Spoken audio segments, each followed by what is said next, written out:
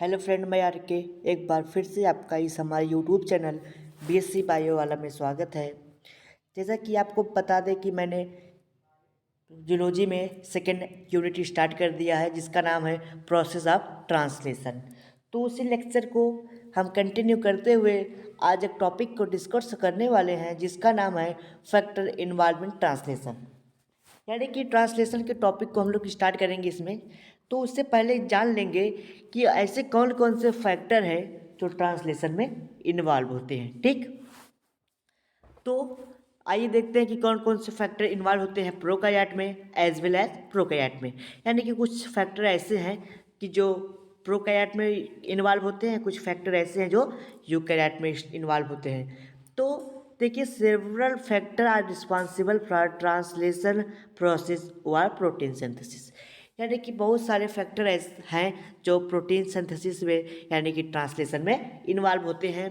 तो उसके बाद देखते हैं कि फैक्टर इन्वॉल्व इन प्रोकैरियोट्स, यानी कि प्रोकैरियोट में कौन कौन से फैक्टर इन्वॉल्व होते हैं।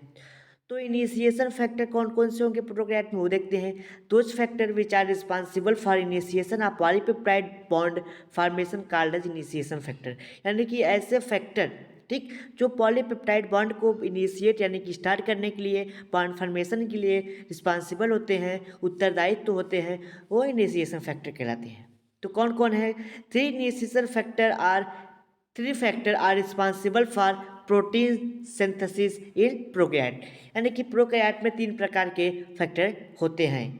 किसके लिए? प्रोटीन सिंथेसिस के लिए, ट्रांसलेशन के लिए। ठीक, तो पहला है इनिशिएशन फैक्टर फर्स्ट, यानी कि IF1, initiation factor 2 and initiation factor 3। While in prokaryote, यानी कि जबकि प्रोकैरियोट में 9 इनिशिएशन फैक्टर आर इन्वॉल्व, यानी कि जबकि प्रोकैरियोट में 9 इनिशिएशन फैक्टर होते हैं जो आगे हम लोग देखेंगे इसी लेक्चर में। ठीक, अब इलांगेशन में कौन कौन फैक्टर्स इन्वॉल्व होते हैं? तो 3 factor are required in elongation, polypeptide bond formation in prokaryote. यानी कि प्रोकैरियोट में भी, यानी कि प्रोकैरियोट के इलांगेशन के पर्पज में, यानी कि इलांगेशन में भी 3 प्रकार के फैक्टर इन्वॉल्व होते हैं। पहला है इनिशिएशन फैक्टर TU, यानी कि इनिशिएशन फैक्टर TU है जो carry the trip tRNA into a site of ribosome which is commonly called as attachment site. यानी कि जो EFTU है जो tRNA को कहाँ जोड़ता है? अटैचमेंट साइट पे जोड़ता है। ठीक, जिसे हम लोग ए साइट या अटैचमेंट साइट करेंगे को, जो कहाँ पे जोड़ेगा? राइबोसोम पे। ठीक, दूसरा है elongation factor TS, it participate in the recharging the TU with GTP। यानी कि जो ये फैक्टर होते हैं वे किसमें पार्टिसिपेट देते हैं? GTP को चार्ज करने में। ठीक, आगे बढ़ते हैं। EFG, यानी कि elongation factor G, it facilitate the translation of ribosome on mRNA and play important in polypeptide bond. यानी कि ट्रांसलोकेशन में काम करता है राइबोसोम के, जो mRNA पे बहुत पॉलीपेप्टाइड बॉन्ड के लिए महत्वपूर्ण होता है। ठीक, इस प्रकार से ये 3 फैक्टर हैं किसमें? इलांगेशन में। ठीक, GTP यानी क्या होता है कि जब GTP से ATP जुड़ जाता है, तो ATP GTP ये दो होते हैं जो आपस में क्या, DNA को यानी कि tRNA को चार्ज करने का काम करते हैं। ठीक, तो आगे बढ़ते हैं हम लोग कि टर्मिनेशन में कौन कौन से फैक्टर इन्वॉल्व होते हैं। तो 3 फैक्टर यानी कि 3 फैक्टर टर्मिनेशन में भी यूज किए जाते हैं किसमें? प्रोकैरियोट में। ठीक, पहला है releasing factor first, releasing factor 2 and releasing factor 3। यानी कि जो पहला रिलीज फैक्टर होगा वो कौन कौन सा होगा? UAA UAGP, यानी कि उगा और उआग पे काम करेगा। दूसरा रिलीजिंग फैक्टर है जो उआ और उआग पे भी काम करेगा। ठीक, उआ और उगा पे। ठीक, तीसरा है यानी कि RF3 releasing factor 3, it is GT phase that promote release the polypeptide bond। यानी कि ये आज जो RF3 फैक्टर होते हैं ये प्रमोट पे यानी कि पॉलीपेप्टाइड बॉन्ड को रिलीज करने के लिए काम किए जाते हैं। इस प्रकार से फैक्टर है किसके लिए? ट्रांसलेशन इन प्रोकैरियोट, यानी कि प्रोकैरियोट में इन इतने सभी क्या फैक्टर इन्वॉल्व होते हैं। अब हम लोग यूकैरियोट में देखते हैं कि कौन कौन से फैक्टर इन्वॉल्व होते हैं। तो several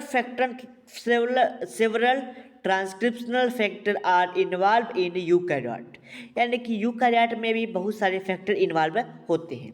initiation factor are protein synthesis और protein complex involve in the initiation phase of eukaryote translation, यानी कि जो प्रोकैरियोट में प्रोटीन सिंथेसिस होता है उसमें कॉम्प्लेक्स इन्वॉल्व होते हैं।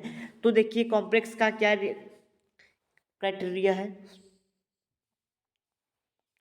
These proteins help in stabilization of ribosome complex around the start codon, यानी कि जो स्टेबलाइजेशन के लिए काम करते हैं कहाँ पे? स्टार्ट कोडान पे। And play important role in protein synthesis, और प्रोटीन सिंथेसिस में एक महत्वपूर्ण भूमिका निभाते हैं। और translation in eukaryotic at least 11 different initiation factors are required to the properly initiate translation, यानी कि लगभग मतलब 11 फैक्टर होते हैं, ठीक, जिसमें से हम लोग 9 के बारे में पढ़ेंगे। ठीक, आगे बढ़ते हैं हम लोग। तो चार्ज टीआरएनए और amino acid tRNA methionine tRNA is broad p side of the ribosome to the initiate AUG of and messenger RNA the translation factor function, यानी कि जब ट्रांसलेशन आखिर कब स्टार्ट होता है उसको इसमें बताया गया है कि जब एमिनो एसिड टीआरएनए कहाँ जुड़ेगा? टीआरएनए से। एमिनो एसिड जुड़ जाएगा टीआरएनए से, फिर मेथियोनिन जुड़ेगा टीआरएनए पे, तब उसके बाद एटीपी आएगा, वहाँ से अटैच होगा, तब क्या होगा? डीएनए चार्ज हो जाएगा। चार्ज होने के बाद जो एटीपी है वो एएमपी में कन्वर्ट हो जाएगा। उसके बाद एटीपी और एटीपी से एएमपी हो जाएगा, फिर टीआरएनए कॉम्प्लेक्स बन जाएगा। उसके बाद ट्रांसलेशन स्टार्ट होगा। ये इसमें बताया गया है। ठीक, कहाँ पे होगा? ये एयूजी, यानी कि इनिशिएशन पे। इनिशिएशन कहाँ होगा? एयूजी से होता है। एयूजी मतलब क्या होता है? मेथियोनिन। एयूजी का मतलब होता है मेथियोनिन। आगे बढ़ते हैं हम लोग। To coordinate and catalyze the synthesis of polypeptide from the messenger RNA template of ribosome, तो इसके बाद कैटालाइज होगा, यानी कि स्टार्ट हो जाएगा क्या? Protein synthesis. तो इनिशिएशन फैक्टर फर्स्ट, यानी कि पहला, is responsible for binding the small सब unit of the ribosome RNA before binding with mRNA, यानी कि इसमें क्या होगा कि जो राइबोसोम का सब यूनिट होगा उससे ये जुड़ने के लिए काम करेगा। फिर IF2A, IF2B, IF2C, ठीक, EIF2, EIF2B, EIF2C, यह सब फैक्टर किसके लिए रिस्पॉन्सिबल होगा? It bind with the initiation tRNA with ribosomal सब unit after attachment with mRNA. It means it is responsible for formation of terminally complex formation and causes excited CTP, यानी कि ये tRNA के साथ सभी यूनिट जब आपस में जुड़ जाएंगे उसके लिए रिस्पॉन्सिबल होगा।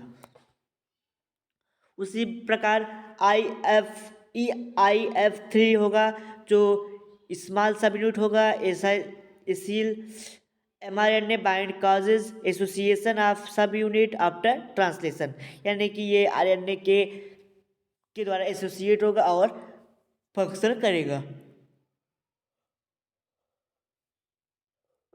EIF4A और EIF4B, EIF4C, ये सब फैक्टर होंगे जो it recognise the end bind to mRNA cap hydrolyse the mRNA, ये हाइड्रोलाइजिंग का काम करेगा, यानी कि कैप दो तरह के हो गए, एक टी कैप होगा, एक बी कैप, एक जी कैप होता है, एक ए कैप होता है, यानी कि जी टेलिंग कैप और G poly G capping, poly A tailing, poly G telling.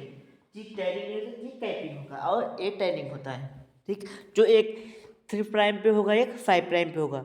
आगे बढ़ते हैं। It initiation factor FD IEF I4E EIF4F जो it trips the scanning for the initiation codon, जो क्या करता है इनिशिएशन कोडान को स्कैन करता है, ठीक, कौन कौन से फैक्टर लगे हुए हैं।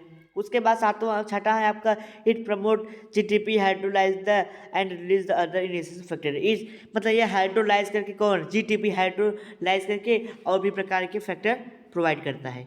फिर आगे देखते हैं, छठवां है हमारा और ये सातवां होगा, लास्ट होगा, it is responsible for dissociation of ribosome, यानी कि ये कौन EIF6 जो होगा ये राइबोसोम को डिसोसिएट करेगा, सब यूनिट को, किसके सब यूनिट को, राइबोसोम के सब यूनिट को डिसोसिएट करेगा। This initiation factor are and some other factor play important role in controlling the process of translation.